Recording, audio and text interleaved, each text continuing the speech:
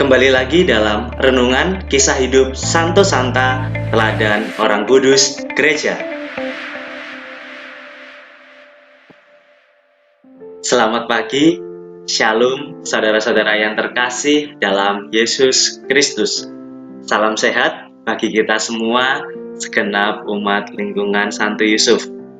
Pada pagi hari ini, 5 Juni 2021, gereja memperingati Santo Bonifasius, seorang uskup dan martir. Bonifasius lahir sekitar tahun 680 di kota Crediton, Inggris. Nama kecil Bonifasius adalah Winfrid. Sejak kecil, para misionaris selalu singgah ke rumahnya dan membuat Winfrid kecil ingin mengikuti jejak mereka. Ketika meningkat dewasa, Winfrid kecil yang beranjak dewasa masuk ke biara di daerah Nursling, dan pada akhirnya ia pun ditabiskan menjadi seorang imam. Setelah ia ditabiskan menjadi imam, Winfrid dipanggil oleh Paus Gregorius II ke Roma atas undangannya. Setelah bertemu, Paus Gregorius II pada saat itu merubah nama Winfrid menjadi Bonifasius, yang dalam bahasa Latin artinya yang berbuat baik. Kemudian Paus Gregorius II mengutusnya ke tengah-tengah negeri Jerman. Pada saat itu, bangsa Jerman memiliki kebiasaan yang buruk, yakni menyembah berhala kepada benda-benda yang dianggap keramat bagi mereka. Karena menurut mereka benda-benda tersebut adalah benda keramat bagi dewa mereka, terutama dewa Thor. Di tengah-tengah bangsa Jerman terdapat suatu pohon besar, yakni pohon oak yang sangat besar. Mereka menganggap bahwa pohon tersebut adalah benda yang keramat bagi dewa mereka, yakni dewa Thor. Oleh sebab itu, pohon tersebut mempunyai nama Oak Thor. Atas situasi tersebut, Bonifasius yang melihat situasi yang buruk dengan demikian, akhirnya dengan gagah berani menebang pohon tersebut. Orang-orang yang berkumpul di sekitar peristiwa tersebut melihat bahwa pohon yang sudah ditebang oleh Bonifasius tidak ada tanda-tanda apapun, tidak ada kemarahan apapun dari dewa mereka yang selama ini mereka anggap sebagai salah satu benda yang keramat.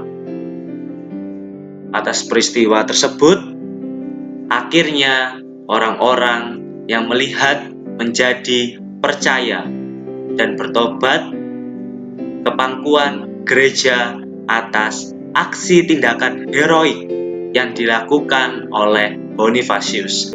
Atas permintaan Paus Gregorius II, Bonifasius kembali lagi ke Roma, dan pada tahun 722 pada saat itu, Bonifasius diangkat oleh Paus yang sama, yakni Paus Gregorius II, menjadi uskup agung. Kemudian ia kembali diutus ke Jerman.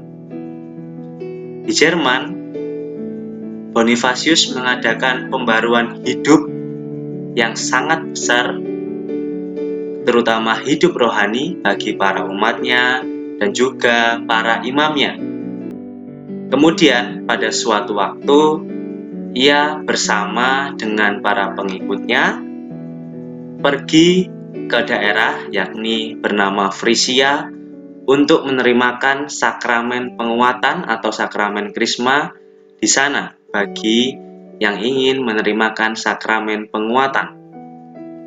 Di tengah-tengah perjalanan, Bapak Ibu sekalian, Bonifasius diserang oleh sekelompok orang yang kafir, yang tidak mengenal Tuhan. Namun saat diserang, Bonifasius melarang para pengikutnya untuk melawan balik atau berkelahi dengan mereka. Bonifasius pernah berkata, "Inilah saat yang nantikan. Janganlah berkelahi ataupun melawan balik anak-anakku." Kemudian mereka pada saat itu diserang dan juga dibunuh.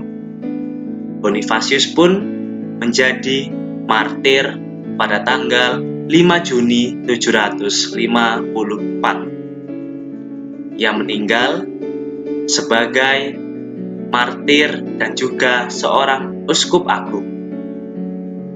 Ia digelari dan dianggap oleh orang-orang Jerman, terutama bangsa Jerman, sebagai pelindung negeri Jerman.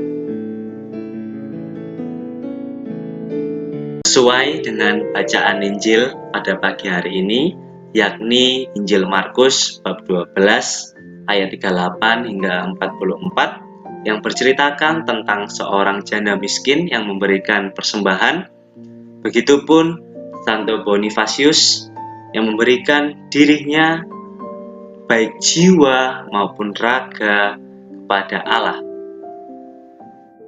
Persembahan bukanlah tentang nominal kecil ataupun besar.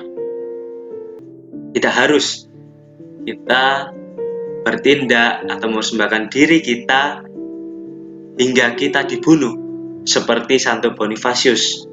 Cukuplah kita mempersembahkan diri kita, yakni melakukan apa yang menjadi tugas dan kewajiban kita dalam keluarga, sekolah, maupun masyarakat, sebagai kepala keluarga yang mengayomi keluarga, sebagai ibu rumah tangga, dan juga sebagai anak-anak.